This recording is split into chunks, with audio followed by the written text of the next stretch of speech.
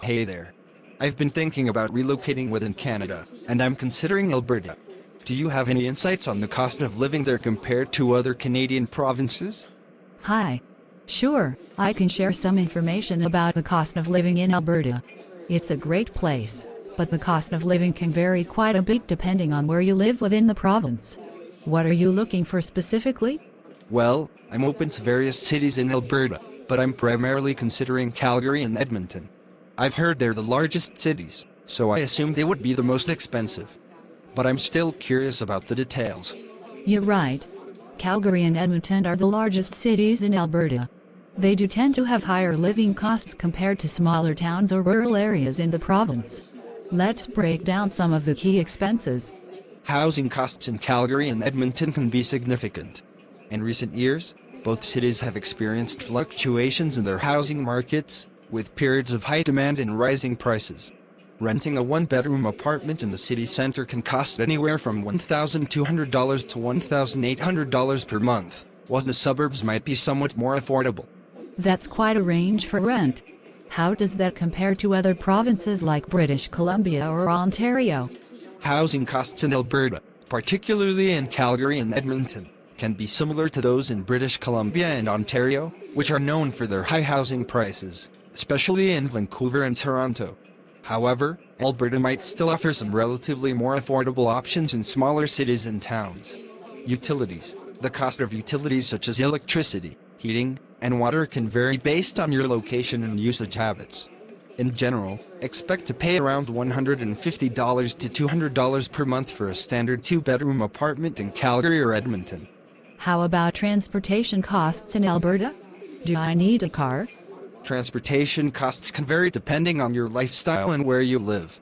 If you live in the city center and use public transportation, you can expect to spend around $97 per month on a transit pass.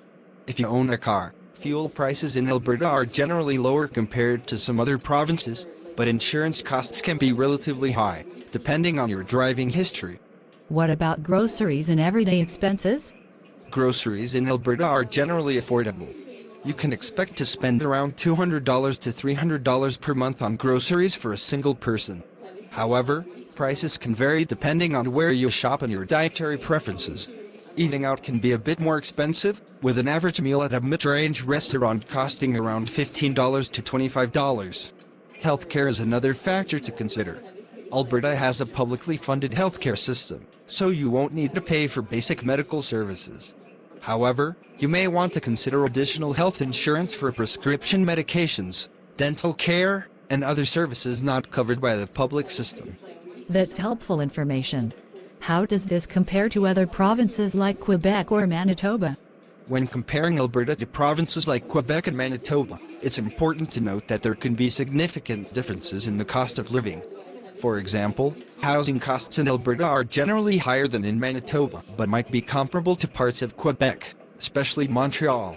In terms of groceries and everyday expenses, Alberta's costs can be somewhat higher than Manitoba, but are often on par with or lower than those in Quebec, especially in Montreal. However, Quebec has a lower overall cost of living compared to many other provinces. Thanks for the insights. What about taxes and overall income? How do they affect the cost of living in Alberta? Taxes and income levels can certainly impact the cost of living. Alberta is known for having no provincial sales tax, Pacific Standard Time, or provincial general sales tax, GST, which can be a significant advantage when it comes to purchasing goods and services. Additionally, Alberta has a flat income tax rate, which means everyone pays the same percentage of their income in provincial income tax. This can be advantageous for higher earners, but less so for those with lower incomes. On the other hand, provinces like Quebec and Ontario have progressive income tax systems, meaning higher earners pay a higher percentage of their income in taxes. However, these provinces also offer more comprehensive social services and benefits, which can offset some of the tax differences. So, it sounds like Alberta has its pros and cons in terms of the cost of living. What other factors should I consider when making my decision?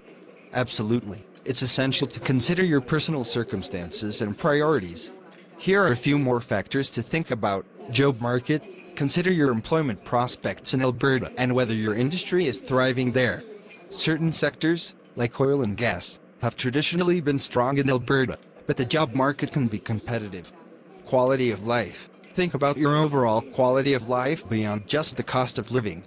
Consider factors like outdoor recreational opportunities, cultural amenities, and the climate, which can vary significantly within the province. Education. If you have children or plan to pursue higher education, research the quality of schools and universities in Alberta. Social services. Consider the availability and quality of social services like healthcare, childcare, and support for seniors. Long-term plans. Think about your long-term plans. Are you looking to settle down in Alberta permanently, or is this a temporary move? Your long-term goals can influence your decision. Ultimately, the cost of living in Alberta, like in any province, is just one piece of the puzzle. It's important to weigh all these factors to make an informed decision that aligns with your lifestyle and goals. Thanks so much for all this information. It's given me a lot to think about. I'll definitely take everything into account before making my decision. You're welcome! I'm glad I could help. Remember that the cost of living can vary within Alberta, so be sure to research specific cities or regions you're interested in. And if you have any more questions down the road, feel free to reach out. Good luck with your decision-making process.